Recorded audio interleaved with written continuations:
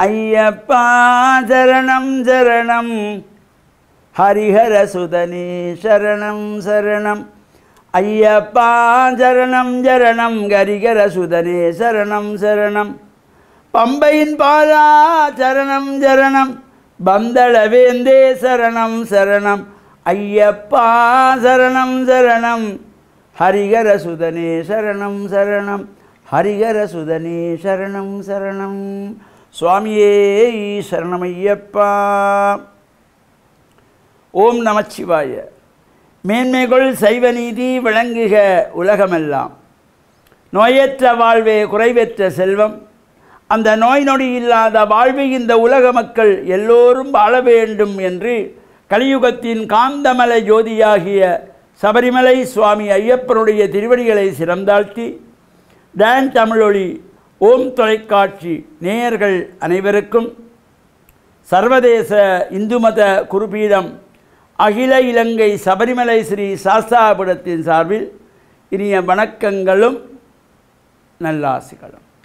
இன்றும் மங்களகரமான குரோதி வருஷம் ஆனி மாதம் 29ஆம் நாள் 13/7/2024 சனிக்கிழமை. இன்று மலர்ந்திருக்கின்ற இன்றைய பொழுதும் நம் எல்லோருடைய வாழ்விலும் எல்லா விதமான சிறப்புகளும் வெற்றிகளும் கிடைக்கவும் இறையருளும் குருவருளும் பூர்ணமாக நிறைய பெற்றோர்கள் பெரியோர்கள் குருவானவர்கள் ஆசிரியர்களையும் வணங்கி அவருடைய அன்பையும் ஆசையையும் பெறுகின்ற பொழுது எந்த நாளுமே நமக்கு நல்ல நாளாக அமையக்கூடியது. இன்று மந்தவாரம் என்கின்ற சனிக்கிழமை.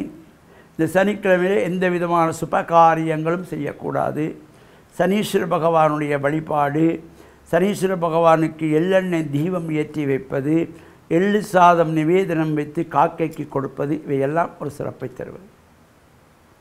அத்தோடு சபரிமலை சுவாமி ஐயப்பனுடைய பூஜைகள் வழிபாடுகள் பஜனைகளிலே கலந்து கொள்வதற்கும் ஒரு சிறந்த நாள்.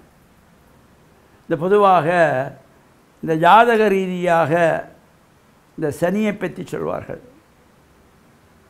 அட்டமத்திலே சனி, 8ஆம் இடத்திலே சனி இருக்கிறது என்று.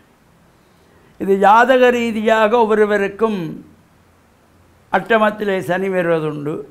பொதுவாகவே ஒவ்வொருவருடைய வீட்டிலும் 3 வடிவத்திலே இந்த அட்டமத்தி சனி இருக்குமா. ஜாதகத்திலே உள்ள அட்டமத்தி சனி அல்ல, வீட்டிலே இருக்கின்ற மனைவி, பிள்ளைகள், எதிர் வீடு, பக்கத்து வீட்டுக்காரன், இவைகளுக்குள்ளும் அட்டமத்தி சனி என்ன பாடுபடுத்துமோ அந்த பாடுபடுத்துவார்களாம். இதை நான் சொல்லவில்லை. தமிழ் மூதாட்டி ஔவை அழகாக சொன்னாள். காலையிலே பல்கலை நூல் கல்லா தலைமகன், வீட்டுக்கு மூத்த பிள்ளை. காலையிலே எழும்பி நல்ல பாடங்களை படிக்க வேண்டும், இறை சிந்தனையில் இருக்க வேண்டும், வாழ்க்கைக்கு தேவையான பாடங்களை படிக்க வேண்டும். அவ்வாறு படிக்காமல் நித்திரப்பாயிலேயே பெட் காப்பியை குடிச்சிட்டு கையடக்க தொலைபேசியை நோண்டிக்கொண்டு காலை வரையிலே பகல் வரையிலே அவ்வாறு அவன் உறங்கிக் கொண்டே இருப்பானாக இருந்தால் அது ஒரு அட்டமத்தி சனியாம். தமிழ் மூதாட்டி ஔவை சொன்னாள். காலையிலே பல்கலை நூல் கல்லா தலைமகன், இது ஒரு அட்டமத்தி சனி.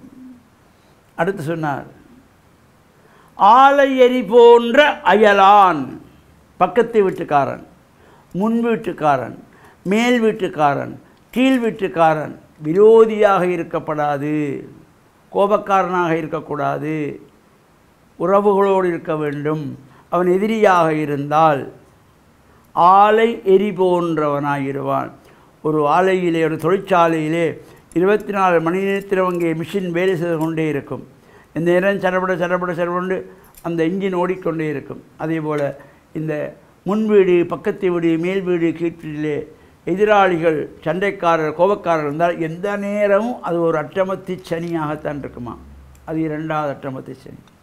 3வது சொன்னார், சாலமனை கற்றளிக்கும் மனையாள், மனையை ஆளுகின்ற மனைவி, மனையாள், அவளும் ஒரு வகையில் அட்டமத்தி சனியாயிடுவாள். எப்போ 10,000 ரூபாய் சம்பாதிக்கின்ற கணவனுக்கு வாரம் வாரம் 10,000 ரூபாய்க்கு செலவு வைக்கிற ஒரு மனைவி இருப்பாளாக இருந்தால் அது ஒரு அட்டமத்தி சனியாம். இதையும் நான் சொல்லல, தமிழ் மூதாட்டி ஔவை சொன்னார். என்னை யாரும் அப்படி பார்க்கப்படாது, தமிழ் மூதாட்டி தான் சொன்னாள். காலையிலே பல்கலை நூல் கல்லா தலைமகனும் ஆலையறி போன்ற அயலானும் சாலமனை கட்டளிக்கும் மனையாளும் இம்மூவர் தம கட்டமத்தி சனி என்றார்.